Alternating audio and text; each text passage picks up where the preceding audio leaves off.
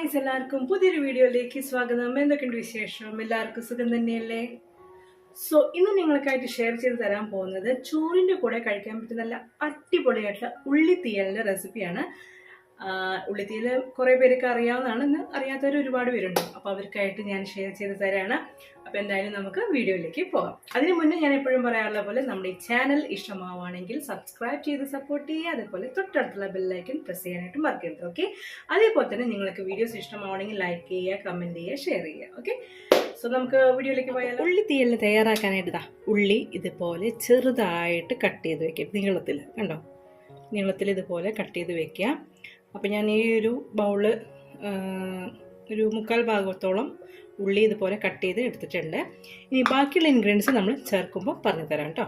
അപ്പോൾ നമ്മൾ ഉള്ളിത്തീയൽ തയ്യാറാക്കാണ്ട് നമുക്ക് ആദ്യം ഇതിനൊരു അരപ്പ് തയ്യാറാക്കണം, ഒരു വറവ് തയ്യാറാക്കണം. അതിനായിട്ട് നാളികേരം ചിരകിയത് അതൊരു പാനിലേക്ക് ഇട്ട് കൊടുക്കുക, കടായിലേക്കോ പാനിലേക്കോ ഇട്ട് കൊടുക്കുക.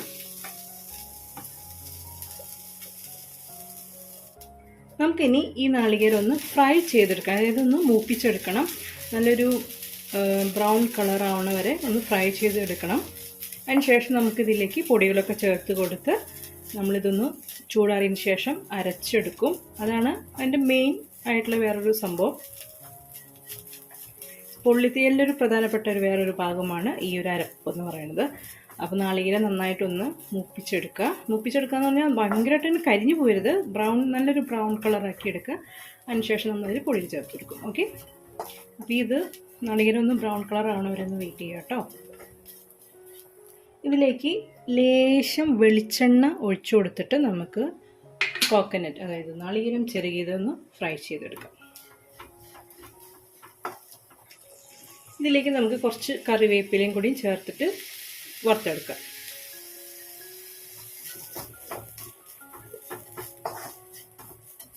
അപ്പോൾ ഇതാ നാളികേരത്തിൻ്റെ കളറൊക്കെ മാറിയിട്ടുണ്ട്, കണ്ടില്ലേ? ഇതുപോലെ ഇങ്ങനെ ബ്രൗൺ ആക്കി എടുക്കുക. ഇനി ഇതിലേക്ക് നമുക്ക് മസാലപ്പൊടികൾ ചേർത്ത് കൊടുക്കാം. അപ്പോൾ നമുക്ക് ആദ്യം മഞ്ഞൾപ്പൊടി ചേർക്കാം. അപ്പോൾ ലേശം മഞ്ഞൾപ്പൊടി ചേർത്ത് കൊടുക്കാം, കുറച്ച് മഞ്ഞൾപ്പൊടി. അതിന് ശേഷം മഞ്ഞൾപ്പൊടി ചേർത്തിട്ടൊന്ന് മിക്സ് ചെയ്യണേ, നന്നായിട്ടൊന്ന് മിക്സ് ചെയ്തെടുക്കാം.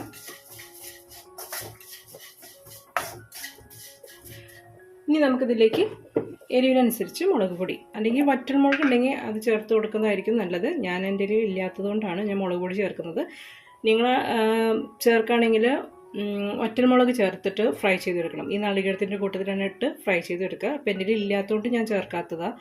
നമ്മൾ മുളക് പൊടി 1 ടീസ്പൂൺ, അത് നമ്മൾ എരിവിനനുസരിച്ച് എത്ര വേണോ അതിനനുസരിച്ച് ചേർക്കാം. ഓക്കെ, അപ്പോൾ മുളക് പൊടി. ഇനി നമുക്ക് ഇതിലേക്ക് ചേർക്കാനുള്ളത് മല്ലിപ്പൊടിയാണ്. അതും നിങ്ങൾക്ക് മുഴുവനായിട്ടുള്ള മല്ലിയില്ലേ, അത് ചേർത്ത് കൊടുത്ത് ഫ്രൈ ചെയ്തെടുക്കാം. അപ്പോൾ ഞാനിപ്പോൾ ഇവിടെ പൊടിയാണ്, ഇതിൽ മുഴുവൻ മല്ലിയില്ല, മുളകില്ല. അപ്പോൾ ഞാൻ ഈ പൊടികളാണ് ചേർത്ത് കൊടുക്കുന്നത്. ഓക്കെ, അപ്പോൾ മല്ലിപ്പൊടി കുറച്ച് ചേർത്ത് ഇതെല്ലാം കൂടി ഒന്ന് മൂപ്പിച്ചെടുക്കണം. ഓക്കെ, നന്നായിട്ടൊന്ന് മൂപ്പിച്ചെടുക്കുക. അപ്പോൾ ഒരു പച്ചച്ചുവ മാറുന്നവരെ ഒന്ന് മൂപ്പിച്ചെടുക്കുക. ഫ്ലെയിം കൂട്ടി കൊടുക്കരുത് കേട്ടോ, ലോ ഫ്ലെയിമിലിട്ടിട്ട് വേണം ചെയ്യാനായിട്ട്, അല്ലെങ്കിൽ ഇത് കരിഞ്ഞു പോവും, പൊടികളൊക്കെ കരിഞ്ഞു പോവും. അതുകൊണ്ട് വളരെ ലോ ഫ്ലെയിമിലിട്ടിട്ട് ഒന്ന് മൂപ്പിച്ചെടുക്കുക. അപ്പോൾ നമുക്ക് ആദ്യം ഫ്ലെയിം ഓഫാക്കാം. ഞാൻ ചൂടിൽ ഇതൊന്ന് ആയിക്കോളും, പൊടിയൊക്കെ എന്താ പറയുക, എൻ്റെ ഒരു പച്ചച്ചുവയൊക്കെ മാറി ഒന്ന് റോസ്റ്റ് ആയിക്കോളും. ഇനി ഇത് ചൂടാറിയതിന് ശേഷം നമ്മൾ മിക്സിയിൽ അരച്ച് എടുക്കുക. നല്ല പേസ്റ്റ് പോലെ അരച്ചെടുക്കുക. അപ്പോൾ നമ്മുടെ വറവ് റെഡി ആയിട്ടുണ്ട്. നമുക്കൊരു സൈഡിലേക്ക് മാറ്റി വയ്ക്കാം. അപ്പോൾ നമ്മൾ വീണ്ടും പാൻ വെച്ചിട്ടുണ്ട്. നമ്മൾ വറുത്ത അതേ പാൻ തന്നെയാണ് എടുക്കണേ. നമ്മളതിൽ നിന്ന് നാളികേരമൊക്കെ മാറ്റി വെച്ചിട്ടുണ്ട് കേട്ടോ, അതൊന്ന് ചൂടാറാനായിട്ട്. നമുക്കിനി ഇതിലേക്ക് എന്ത് ചെയ്യാം, വെളിച്ചെണ്ണ ഒഴിച്ചു കൊടുക്കാം. വെളിച്ചെണ്ണയാണ് യൂസ് ചെയ്യേണ്ടത് കേട്ടോ, ഓയിലല്ല. അപ്പോൾ വെളിച്ചെണ്ണ ഒന്ന് ചൂടായതിന് ശേഷം നമുക്ക് ചെറിയ ഉള്ളി ചേർത്ത് കൊടുക്കാം. അപ്പോൾ നമ്മൾ അരിഞ്ഞു വെച്ചിരുന്ന ചെറിയ ഉള്ളി ഇതിലേക്ക് ചേർത്ത് കൊടുക്കാനാണ്.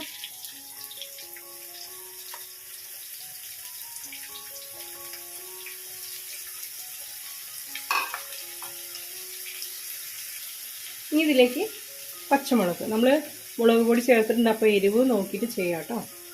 ഒരു 2 എണ്ണമൊക്കെ ഇട്ടാലും മതിയാവും. 2 പച്ചമുളക് മതി. അത് ചേർത്ത് കൊടുത്തിട്ടുണ്ട്. ഇനി ഇതിലേക്ക് കറിവേപ്പില.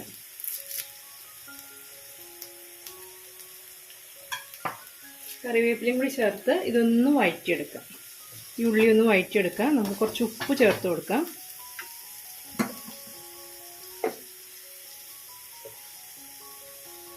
ഉപ്പ് നമുക്ക് ചേർത്തിട്ട് ഒന്ന് വഴറ്റിയെടുക്കാം. അപ്പോൾ ഞാൻ ഒന്നുകൂടി ഒന്ന് പറഞ്ഞുതരാം നമ്മൾ എന്തൊക്കെയാണ് ചെയ്തത് എന്നുള്ളത്.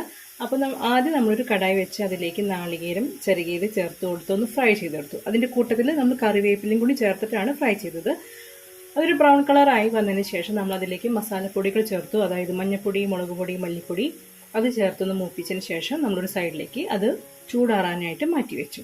എന്നിട്ട് അതേ പാനിൽ തന്നെ നമ്മളിപ്പോൾ വെളിച്ചെണ്ണ ഒഴിച്ച് നമ്മൾ ഉള്ളി, പച്ചമുളക്, കറിവേപ്പില ഇത് മൂന്നും പിന്നെ കുറച്ച് ഉപ്പും കൂടി ചേർത്തപ്പോൾ ഉള്ളി വഴറ്റാണ്. അതിന് ശേഷം നമ്മൾ പുളിയുടെ വെള്ളം ഇതിലേക്ക് ചേർക്കും. അപ്പോൾ ഇതൊന്ന് വാടണ വരെ ഒന്ന് വെയിറ്റ് ചെയ്യുക. അപ്പോൾ ഉള്ളി നന്നായിട്ട് ഫ്രൈ ആയിട്ട് വരേണ്ട കാര്യമൊന്നുമില്ല. ജസ്റ്റ് ഒന്ന് അത് കുക്കായാൽ മതി. ട്രാൻസ്പെറൻ്റ് ആവണ വരെ ഒന്ന് വഴറ്റിയാൽ മതി കേട്ടോ. വല്ലാണ്ട് ഇങ്ങനെ വഴറ്റി എന്താ പറയുക ഒരു ബ്രൗൺ കളറൊന്നും ആക്കേണ്ട കാര്യമില്ല കേട്ടോ.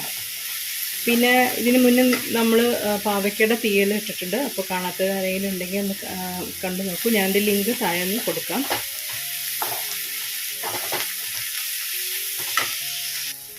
നമുക്കിതിലേക്ക് ലേശം മഞ്ഞൾപ്പൊടി ചേർത്ത് കൊടുക്കാം കേട്ടോ. ലേശം മതി.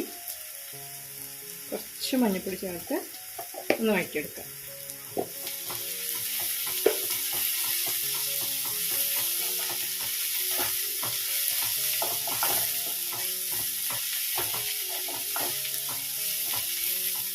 ഇനി നമുക്കിതിലേക്ക് പുളി, അതായത് വാളംപുളി ഇല്ലേ, അതിൻ്റെ വെള്ളം നമ്മൾ സോക്ക് ചെയ്ത് വെച്ചിരുന്നത് അത് കുറച്ച് ഇതിലേക്ക് ചേർത്ത് വെക്കാം. പുളി എത്രത്തോളം വേണോ അതിനനുസരിച്ച് ചേർക്കാം.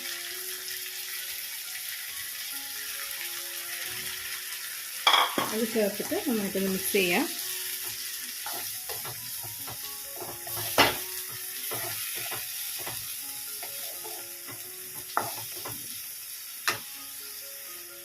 കുറച്ചും കൂടി ചേർക്കുന്നുണ്ട്.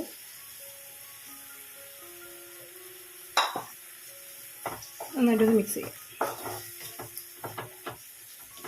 ഇനി ഈ ഉള്ളി ഈ ഒരു പുളിയുടെ വെള്ളത്തിലൊന്ന് ഒരു 2-3 മിനിറ്റ് ഒന്ന് കുക്കാവണം. ഓക്കെ, അതുവരെ ഒന്ന് വെയിറ്റ് ചെയ്യാം. അപ്പോൾ നമ്മൾ ഉള്ളി ഒക്കെ നന്നായിട്ട് കുക്കായിട്ടുണ്ട്. ആ പുളിയൊക്കെ നന്നായിട്ട് പിടിച്ചിട്ടുണ്ട്. ഇനി ഇതിലേക്ക് നമ്മൾ വറുത്ത് വെച്ചിരുന്ന നാളികേരം ഉണ്ടല്ലോ, അതിതാ നന്നായിട്ട് അരച്ചെടുത്തിട്ടുണ്ട്. അത് ഇതിലേക്ക് ചേർത്ത് കൊടുക്കാം. ഇനി ഈ കൂട്ട് ഇതിൽ കിടന്ന് നന്നായിട്ടൊന്ന് കുക്കാവണം. നന്നായിട്ട് മിക്സ് ചെയ്യാം.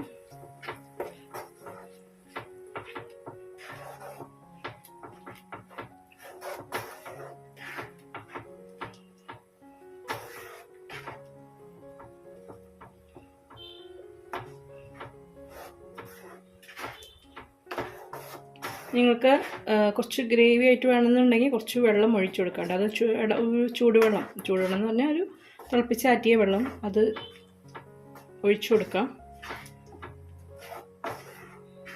അപ്പോൾ ഇതൊന്ന് കുക്കാവട്ടെ കേട്ടോ.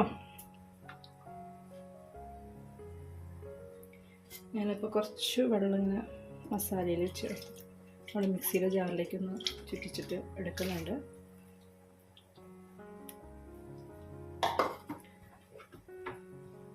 ഇനി ഇതൊരു 5 മിനിറ്റ് ഒന്ന് നമുക്കൊന്ന് മൂടി വേവിക്കാം.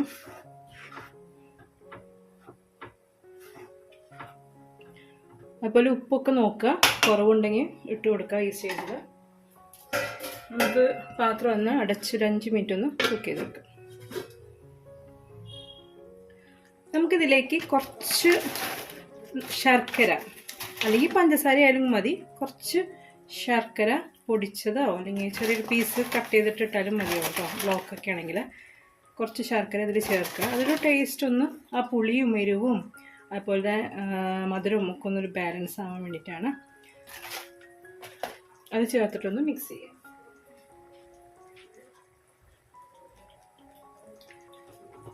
ഒന്ന് മിക്സ് ചെയ്യാം. ഇനി ഒന്ന് പാത്രം അടച്ച് കുക്കാക്കാം. അപ്പോൾ 5 മിനിറ്റ് ആയിട്ടുണ്ട്. നമുക്ക് തുറന്ന് നോക്കാം. കണ്ടോ, നന്നായിട്ട് ചെറുതായിട്ടൊക്കെ എണ്ണയൊക്കെ തെളിഞ്ഞിട്ടുണ്ട്.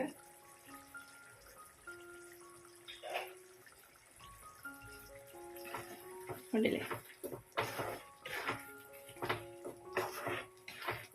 ഉപ്പൊക്കെ ഈ സ്റ്റേജിൽ ഇട്ട് കൊടുക്കാം കേട്ടോ. ഉപ്പ് കുറവൊക്കെ തോന്നുകയാണെങ്കിൽ സ്റ്റേജിൽ ഇട്ട് കൊടുക്കാം. ഞാൻ നോക്കട്ടെ, ഉപ്പുണ്ടോ നോക്കട്ടെ കേട്ടോ. കുറച്ച് കുറവുണ്ട്. ഞാൻ കുറച്ച് ഉപ്പ് ചേർക്കാണേ.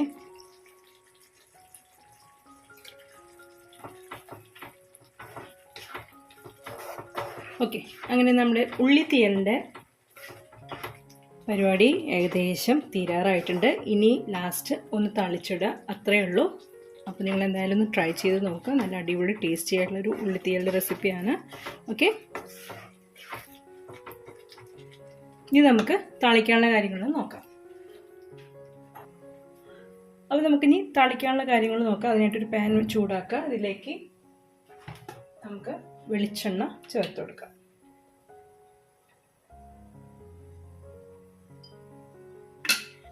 വെളിച്ചെണ്ണ ഒന്ന് ചൂടായതിന് ശേഷം നമുക്ക് കടുക് താളിക്കാം. അതിനുശേഷം കറിവേപ്പില, പിന്നെ ഉള്ളി, ചെറിയ ഉള്ളി ഒന്ന് മൂപ്പിച്ച് ചേർക്കണം. അപ്പോൾ വെളിച്ചെണ്ണ ചൂടായിട്ടുണ്ട്. നമുക്കിനി ഇതിലേക്ക് കടുക് ചേർത്ത് കൊടുക്കാം.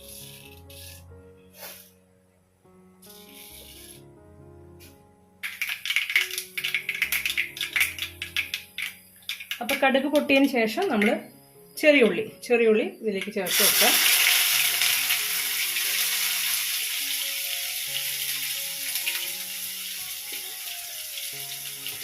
ചെറുള്ളി ചേർത്തിട്ടൊന്ന് മൂപ്പിച്ചെടുക്കണം. നമ്മൾ ബ്രൗൺ കളർ, നമ്മൾ ഈ എന്താ പറയുക, നമ്മൾ മീൻ കറിയിലൊക്കെ മൂപ്പിക്കില്ല, അതുപോലെ മൂപ്പിച്ചെടുക്കുക.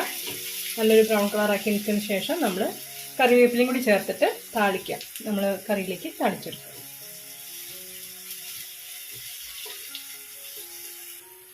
അതുപോലെ തന്നെ നിങ്ങളുടെ കയ്യിൽ വറ്റൽമുളക് ഉണ്ടെങ്കിൽ അതും ഈ നേരത്തെ ഒന്ന് പൊട്ടിച്ചിട്ട് കൊടുക്കണം. കാരണം എൻ്റെ കയ്യിൽ ഇല്ലാത്തതുകൊണ്ടാണ് ഞാൻ ചേർക്കാഞ്ഞത്. അപ്പോൾ നിങ്ങളുടെ കയ്യിലുണ്ടെങ്കിൽ അതൊന്ന് നമ്മൾ കടുക് താളിക്കുന്ന കൂട്ടത്തിൽ തന്നെ അതൊന്ന് പൊട്ടിച്ചിടുക. ഓക്കെ, അപ്പോൾ ഇതാ നമ്മൾ ഉള്ളിയൊക്കെ നന്നായിട്ട് മൂത്തിട്ടുണ്ട്. ഇനി ഇതിലേക്ക് കറിവേപ്പില ചേർത്ത് കൊടുക്കാം. കറിവേപ്പിലയും കൂടി ചേർത്ത് ഒന്ന് ജസ്റ്റ് ഒന്ന് മിക്സ് ചെയ്തതിന് ശേഷം നമുക്ക് കറിയിലേക്ക് താളിക്കാം കേട്ടോ.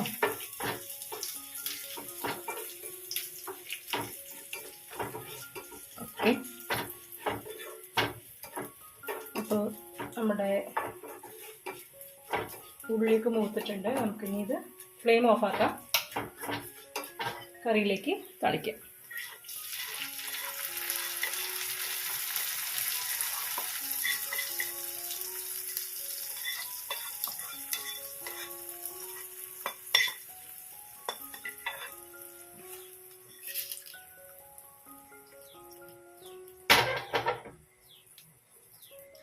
സോ ഗൈസ്, അങ്ങനെ നമ്മുടെ ഉള്ളിത്തീയൽ റെഡി ആയിട്ടുണ്ട്. കണ്ടില്ലേ, അടിപൊളിയാണ്. നല്ല ടേസ്റ്റി ആയിട്ടുള്ളൊരു വിഭവമാണ്. നിങ്ങൾക്ക് എല്ലാവർക്കും അറിയാവുന്നൊരു വിഭവം തന്നെയാണ്. ഇത് കോമൺ ആയിട്ട് നമ്മുടെ വീടുകളിലൊക്കെ തയ്യാറാക്കുന്ന ഒരു വിഭവമാണ്.